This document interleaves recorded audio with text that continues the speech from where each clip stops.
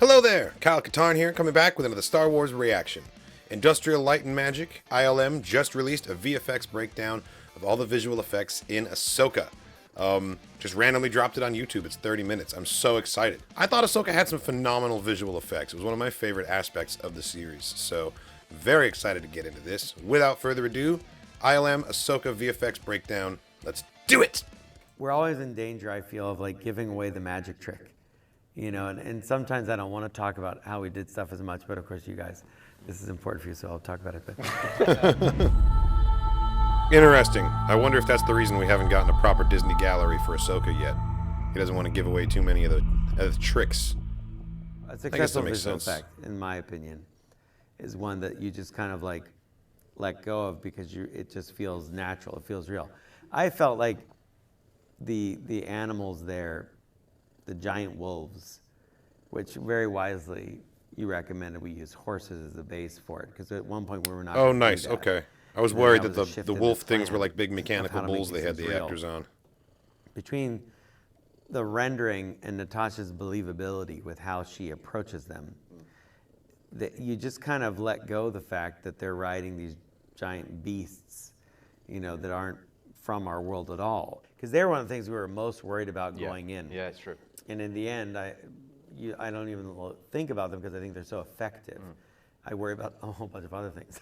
So talk about. And that's exactly the way you want it. Yeah, you I don't think want there's to a think couple about of the things VFX. You just that accept were really them. key on making them successful. I think one of them was the fact that, like in anything, you know, even now when you talk to artists and they're trying to create a thing in a frame, you want to know, what's your reference? What are you looking at? Do you have a landscape picture? Do you have a picture of a creature as a fish? What's your reference? And obviously, the reference was your dog, Wolfie. My dog, he was there. Which was Nice. really beneficial because, you know, oftentimes you would send me A little Harry McCleary. A cell phone picture of Wolfie lying down or doing something, and the way Of that course the hair Dave's was matted dog's or the way name that is the hair Wolfie. was groomed or whatever it was. So on It brand. always kind of gave us that single reference point, rather than kind of constantly chasing a fantastical idea. Right. It was always bringing it back to a reality. Once you and Doug had worked on the designs and got those fantastical elements in there, it's like, okay, now this is what we need to kind of follow. We always had it in the back of our minds that the horse might need to be the driver.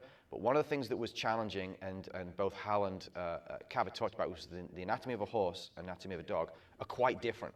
Right. But again, both you and Doug were flexible. Once we brought information to the table and kind of showed you what we wanted to do. Nice, you were using Mando flexible as a enough to scale. change the anatomy of the howler to allow it to work better with the horse being a driver. And I think the one thing that we learned is, as long as we stayed away from the trot, we felt like it would work. Yeah. Sure, I mean, because they just trotting gotta is a very dictate, like you know, distinctive how they motion for a move. horse. So you've got to sort of make sure that what you shoot on set is, you know, what we match with the CG. And then giving it personality. You know, Wolfie is a real personality, you know. Yeah. And I love those go that scenes. broad, but, you know. Yeah. But I love those scenes that you wrote where, you know, you see the interaction between the rider and the wolf, you know, and you see the howlers interacting with the people. And I think they're cute. I think the howlers are I think cute, that was personally. a challenge, but it was interesting because I come from animation, and so I think my leaning is to give an animal a lot of character. You know, and I have dogs, so I know he has a lot of character, like you said, but as animators, we had to sit there and say, well, how much would be too much? When has this character of this animal gone too far? Knowing that even in Star Wars, we have things that very much are like Muppets and puppets and, you know, fun over-the-top creatures, but... Right, Star Wars So goes too when- far on when purpose sometimes. Sabine is scolding it or arguing with it, it has to have a personality where it looks sad or looks afraid. I was saying it goes through a little arc from being something that's almost hideous looking when it's introduced and maybe aggressive or maybe dangerous to being almost feeling quite domesticated. Like it's her buddy, it's her dog. So, you know, that's a level of animation to try to get that character feeling believable, real, but also Star Wars real, so it fits in with the whole landscape of creatures we've had in the entire saga. I think the other thing that was really helpful, it was very clear to you from the very beginning the character of the howler, but in addition to that, creating the story reel, as we always do on these shows, when you worked with the sound design, in the edit, to put in the right kind of sounds that helped describe to the animators and everybody working on it what you were trying to get across in that particular moment, rather than just trying to read the page and look at a guy with a blue head that was acting out the howler. You had all those sound cues that really helped everybody. Totally. Yeah, the lip smacking, licking. Yeah. You know, all the Little noises, dog things, little yeah. dog things. Yeah, I mean that just Well, I think build on that. people don't know the dog was on set. He was there the whole shoot, and I think that Giving comments. yeah, people got to see. When you guys well, you did some kind of photography on him, right? Like, Yeah. I got this whole photo shoot of my Yeah. dog on a white background because I kept saying that like the hair needs to look like that. And we kept trimming hair off of him the Yeah, whole time. it's crazy. Sampling his DNA. Yeah. Really? Poor dog has a He's bunch of quite bald the patches during the star production. without knowing it, you know. But he gets much better food now, so he's getting his payment. But the other, I guess, big creature. I mean, besides the Noti, obviously, which are little characters that have a lot of personality, Would be the Purrgil, right? the Purrgil Right. were kind of a strange swing because God, they looked the majestic, though. scale They looked really fantastic. presented quite a challenge. It's almost like a landscape. How do we do something that's Ironically, I think the a living Purrgil looked their being very that's best that in large the Star that Tours you believe edition. is alive and we're interacting with, because they can immediately look so fake. But you know, like when we were kids, it's like the space slug, right? Like you just want to believe the thing's real in the moment in Empire Strikes Back. And so Ahsoka, though, has to kind of communicate with these things, especially when she's standing in front of it, the scale of it, the detail of it, you know, in the time that we had. So I don't know if you guys can talk about the process of bringing these whales to life, because they ended up being one of my favorite things in it. I Yeah, think I'm for a lot of fascinated by the people, whales. It was something new and quite different, even though it's in Star Wars. It taps into what Star Wars can do so well, which is present the fantastic and make you believe in it. So what was that like? I completely agree that the scale was probably one of the biggest challenges. Although I feel like everything was set up in a way where we always have scale cues close to it. So Ahsoka is on a T6 right in front of it. So that gives us an idea. Or the Purrgils are going through clouds. That gives us an idea. Always having something that attaches to that creature. And Some kind of frame tells of us reference what to the see scale how of big it is, sure. Of course, we're even flying within the mouth, which perfectly tells us what the span is of the mouth of the creature. It was regardless a challenge because it's kind of the power of two and so on. Like we just keep going closer and closer and closer, which means we had to redo or further Power of improve two, the there's that asset phrase again. almost constantly to kind of get to that level where it would hold up to the degree that we're having a close-up on the eye of this gigantic creature that is multiple miles long. I thought what was really smart as well was the work that the texture artists put into the creature as well. And again, going back to the whole reference, looking at reference of blue whales and noticing the scarring that would happen on a blue whale's body, and obviously with the way that they heal, it's a little bit like a flesh color relative to the rest of the color of the blue Sure. whale, kind of introducing some of that into the face, because it's one of those things that people immediately kind of recognize when you see things that are of that scale and that size. It kind of clues you in a little bit as to how big this thing could be.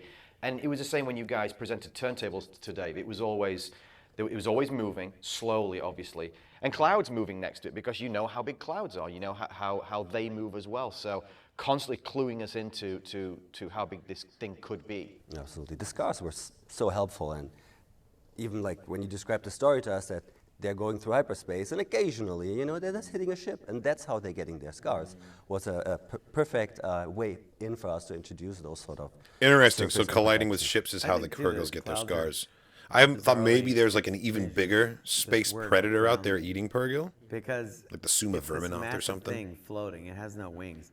I don't, you know, it has lift. We describe it, they're like more like big balloons than anything else. But the clouds, the sense of movement, it makes it feel a little more oceanic, like they're in water. It definitely felt gives like them they a were lift. swimming When underwater. we're first introduced to them, it's quite dark, and so they're more mysterious. And then we had them in those two very drastically different lighting environments, right, where they are just like the sea monster, and it's all silhouetted shapes more, and then where they're quite beautiful, you know, and it's part of the story that, like, at first they could seem like there's something dangerous, but they're also something that can be wonderful.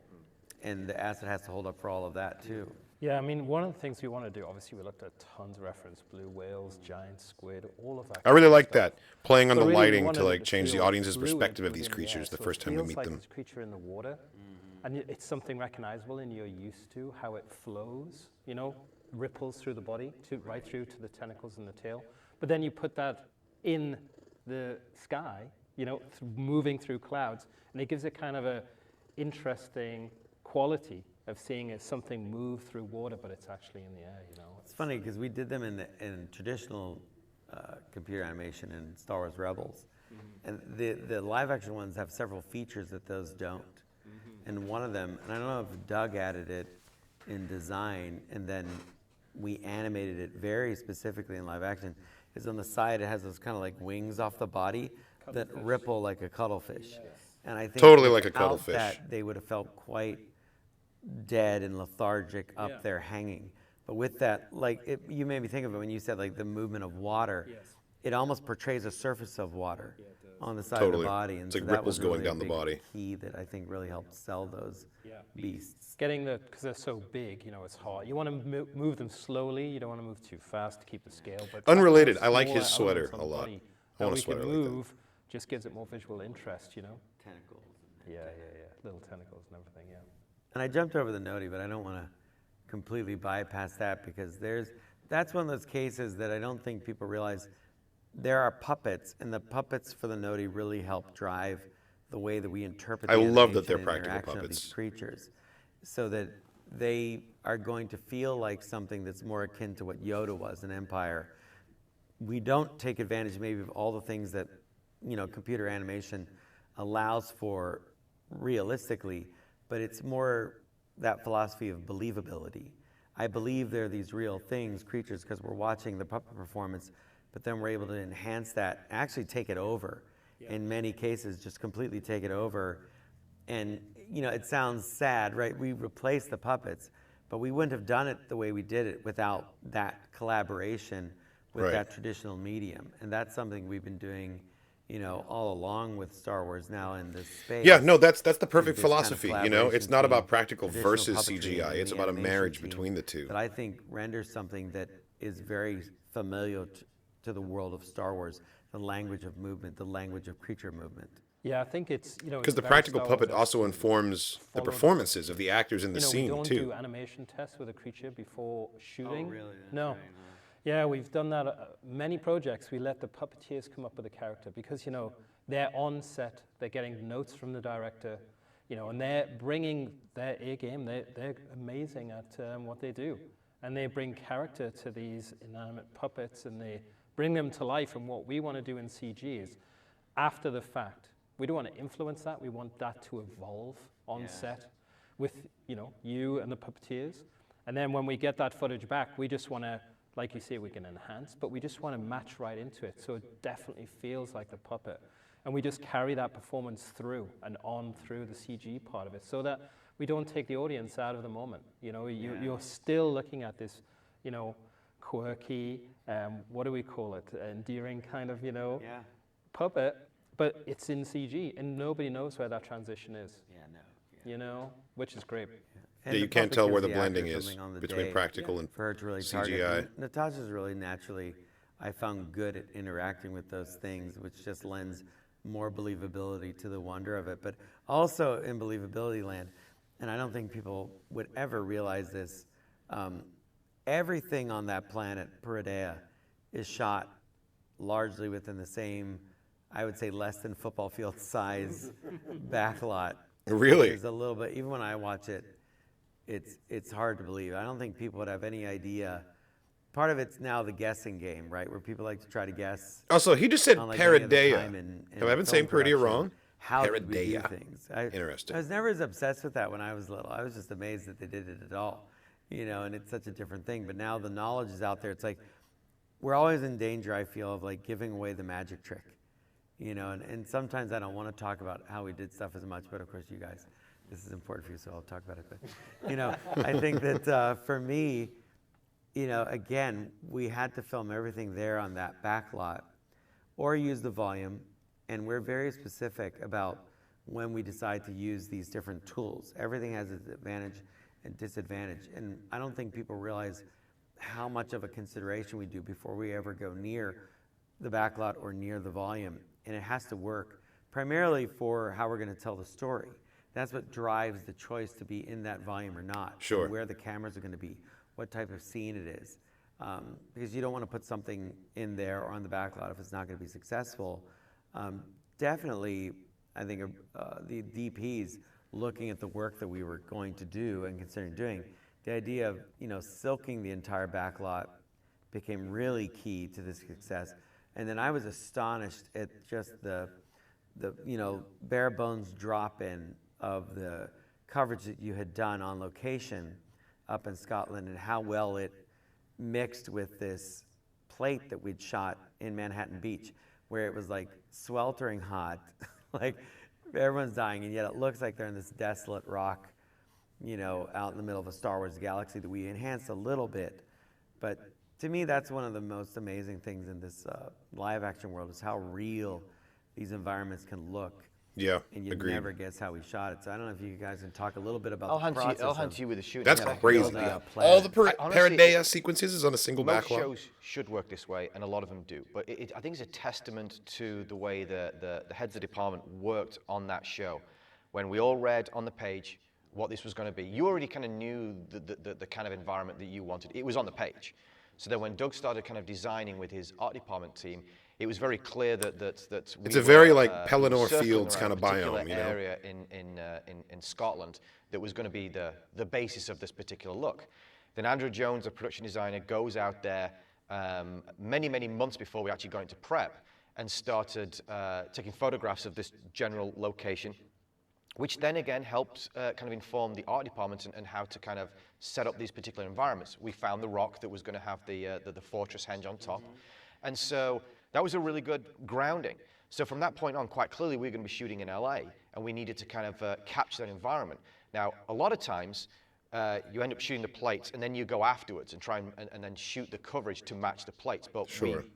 we did it, as far as I'm concerned, the right way, in that we sent a team out, and Enrico can speak to in a second, that captured the environment and then brought it back. So to the degree where reference images that Enrico would curate of each of the individual rocks and the grasses and the flora and fauna, Richie Greens in the Greens department could actually match them against them and dry them out in California to make them feel like what they were in Scotland. And Andrew Jones would reject things that didn't have a match.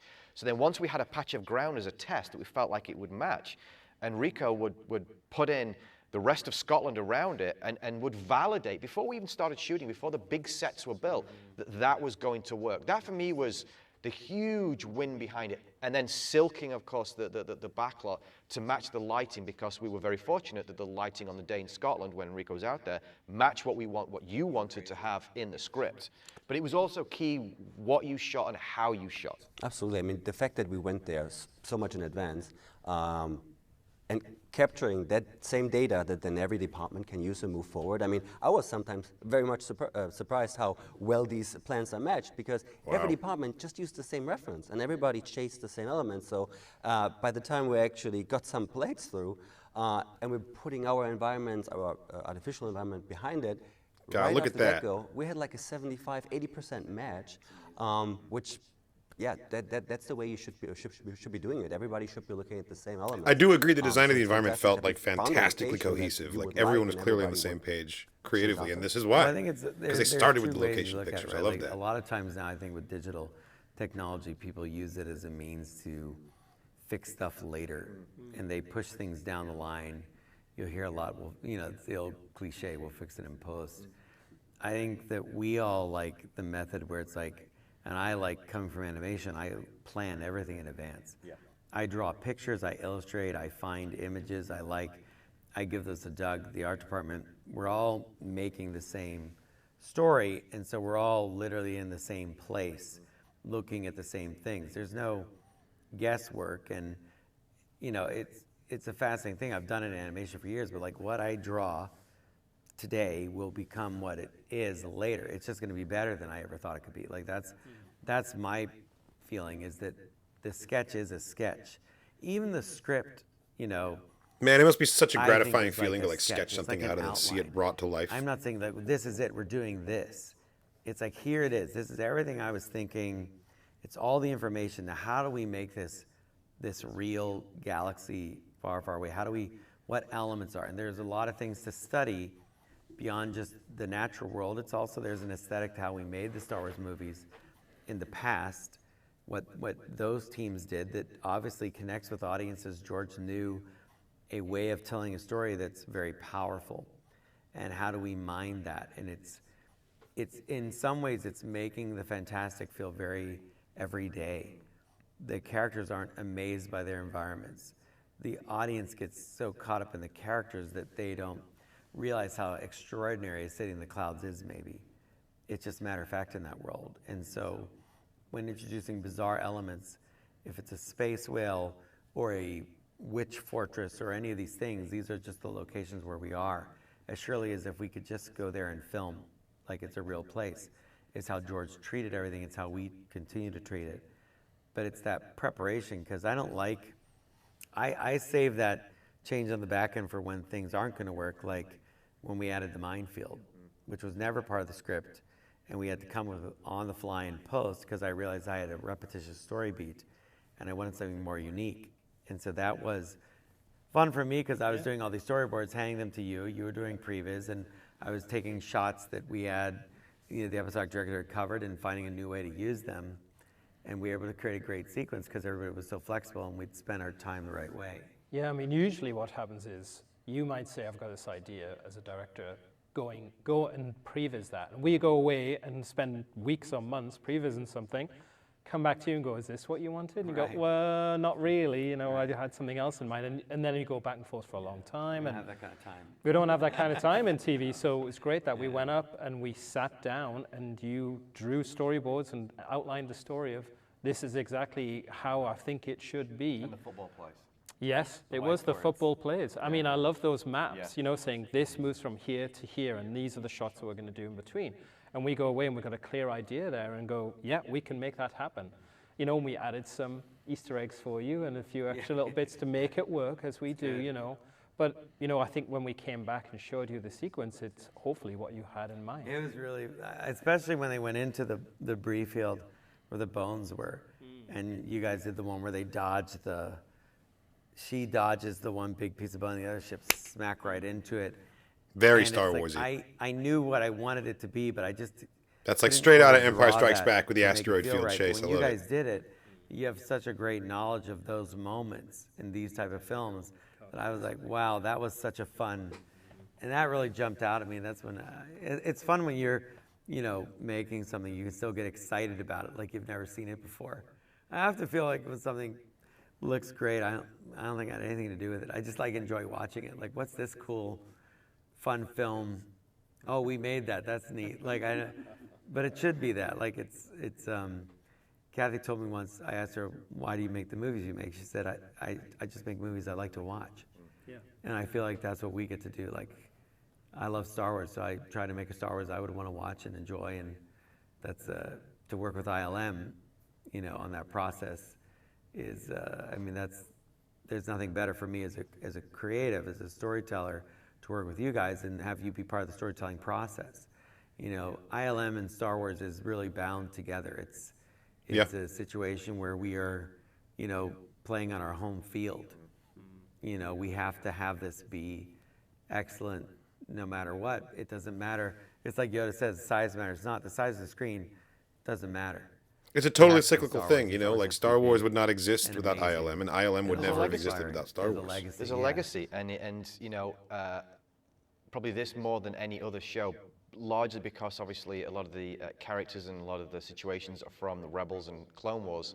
The amount of research that everybody was doing to make sure that we had been respectful to what came before, what we needed to do. The work that, for example, TC was doing just in researching all the different versions of lightsabers, because there are many, many different versions of lightsabers and different treatments on screen. And obviously you had a very clear idea of what version of lightsabers you wanted to see. We obviously introduced a slightly different color, but it all matters, and it's all really, really important. Did you talk about the orange? Please say something about the and orange. I again, really it's want to a know lot what of the story was responsibility there. when it comes to that. Yeah, but by and large, it is so fun to create those things, because there is a lot that we need to add. There is a lot we need to still come up with in this. It's not ready-made. Every lightsaber is going to sound unique when we design it. And then their blades are all kind of different and unique, and they speak to character more than anything else. They tell you something about the story when they ignite, you know, and it has to feel a bit documentary in its own form, Star Wars. It has to sound and look real, and everybody talks about now it's weathered and it's used, but that's not just on the, you know, the ships. It's in the environment, you know, it's in the costumes. Used universe. You know, so when we took the T6 Jedi shuttle was in Clone Wars, you know, and it is fun because a lot of, you know, your ILM people now are kids that watch Clone Wars now. We've been here long enough. They're old to work for us, which is kind of cool, and they're excited about it. But, you know, John had to make a model of the T6, and I said, well, this is a design that Doug did for the prequels for Episode 1. We put it in Clone Wars and used it there. Now I want to bring it back in live action. I'd like to design it. I didn't know that. I didn't know the as if T6 it was originally one of for your Phantom models Menace that you would have built. So, from Doug Chiang you know, himself. bring That's what great. you bring to that art to this. And Doug, having, you know, worked with Ralph, designed it, illustrated a certain way, but the model building has to take over that. And it's integral to the way the thing's going to look in the end. The details that only that type of artist can add, can bring to the table, which is why we do it. It's a different way of thinking. Such a you know, sweet that model. John Look at that. Goodson has been lucky enough to like pass on to, I think, a lot of people, but to see him build it, the tangible model is always a real treat. It's why we did it with the Razor Crest. The ship just feels a little different for all that care. So I don't know if you guys can speak to any of that process, because then it affects the way we build the CG model, like And the practical set. and the practical set that they're all is, showing. all is slightly different, and the CG model pulls it together. Absolutely. I mean, starting with a practical model with a miniature, the amount of realism that just comes straight up comes with that. If it's panels that aren't perfectly aligned from one side to the other, if it's a paint drip that has a little bit of a scratch on it because we bumped it somewhere, hopefully not, but who knows? All that kind of realism that gets added by an actually human being touching and forming pieces, gluing those together, that is something that is extremely hard to replicate in computer graphics. So Right. starting with that real model. and CGI ships essentially always look just a little too perfect, a little building too it up clean. where we need it, it's just one of the greatest starting points you can have, honestly. Yeah. But you guys did have to make a lot of kind of creative choices between, because we had the physical sets that were being built, and John Goodson was still kind of finishing up the miniature model, and then obviously we started shooting with both of those, and then we had to have the CG version, which you know that Gerald built in over 500 shots. Had to kind of reconcile some of the differences with the doors, with some of the details around there. How did you guys decide between where to keep detail and where to omit detail? We build a T6 best of. So essentially, wherever the element worked the best. So obviously, when you build something on set that an actual human being is standing on, and it's a life-size element, there's details that just Wow, can't look be at that. painted into a miniature. So therefore, I saw that built going through a it. fantastic base for us to kind of extend the same kind of surface details, the same kind of imperfections onto the rest of the ship. There are shots where we're then using the digital model just because of necessities, because we couldn't shoot it in a given shape or form.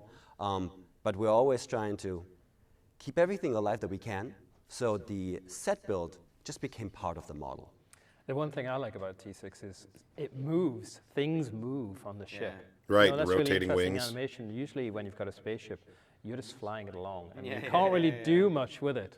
But Yeah. you know, we could rotate the wings around the fuselage, character. and we could add more character to it. So that was a fun, element for us to do with the animation on the ship. I have a question. Yeah. In a Star Wars movie, how many visual effects shots on average do you think there are? Above 2,000, 2,000, In a show 2,500? like ours, how many visual effects shots are there? Over 4,000? Yeah. Wow. So, you know, I just bring it up so people can understand the amount of work. That's effects that heavy goes as into a show hell. like this. I mean, we're And talking I like a think full these season of all things TV versus a expect it to movie, be though. movie quality, You know? and that's just not. That's just what the standard has to be, and I think it's something we're very proud of. We want these shows to be great for the audience, so they can feel that it is the Star Wars galaxy that they know. There can't be any let up on it, and I think. Well, I'll just say, I think you guys did a great job. I think so too. I absolutely think so too. Like, seriously, Star Wars is about space wizards. The people at ILM are actual wizards. Like, the work they've done. There's a fantastic documentary about Light and Magic. It's called Light and Magic. It's on Disney Plus, detailing the history of the company, a lot of the projects they've been through, moving the story past Star Wars. It doesn't just end like everything else they've had a hand in as well. And a lot of it blew my mind. A lot of it was stuff that I didn't know before, but I came out of it with such immense respect for the creative people and like the insane amount of talent that goes into the model building, the photography, everything that they do there. Like, ILM is amazing. Like, honestly, that was such a fun conversation. I really like that we got to have so much insight into the visual effects of Ahsoka. That is really telling and good to keep in mind that they had like double, on average, the amount of VFX shots that a movie would have had. It is longer, a longer amount of footage, just runtime, if you add all the episodes together. So I guess that really does make sense, but like, it's such an undertaking, creating these things, making these projects.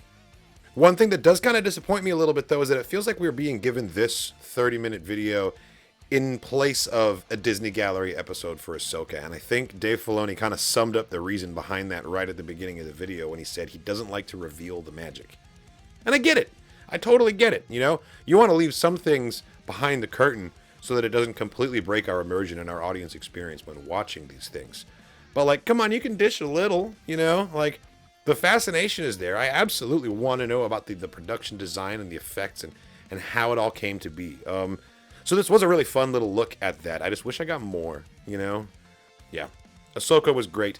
I think my biggest takeaway from this is that I've been saying Peridea wrong this whole time. I mean, if Filoni pronounces it a certain way, I'm going to go with his pronunciation because he was the showrunner of this. He conceived of this planet. So, like, who am I to tell him that his pronunciation's wrong? So I'm going to be saying Peridea instead of Peridia from now on. And I know I'm not the only one that said Peridia. Like, everyone was saying Peridia, so I didn't think to double check in any way. Yeah, this was fantastic. I can't wait for season 2 of Ahsoka. It was recently confirmed, I'm pretty sure. That T6 model is so fucking cool. Like, I really want one. It would, oh man, just put it in a glass case in the center of my living room with the wings just like slowly rotating all day. That'd be cool. That'd be really cool. Yeah, this was a really fun look behind the scenes and a really good breakdown of the VFX and all of the work that really goes into creating things that are as visual effects intensive as Ahsoka and shows like it. I want more looks like this. I want more behind the scenes footage like this. Please keep it coming. Another Disney Gallery episode for Ahsoka would be great, but now that we've been given this, I'm not really holding out hope that we're going to get one. Just a little bit of a letdown, but regardless, I really enjoyed this video. Thanks for watching, everybody. I hope you enjoyed my reaction to this video. Let me know in a comment what you thought about it. Check out the rest of the channel for more content, reactions, and reviews. And as always, may the Force be with you.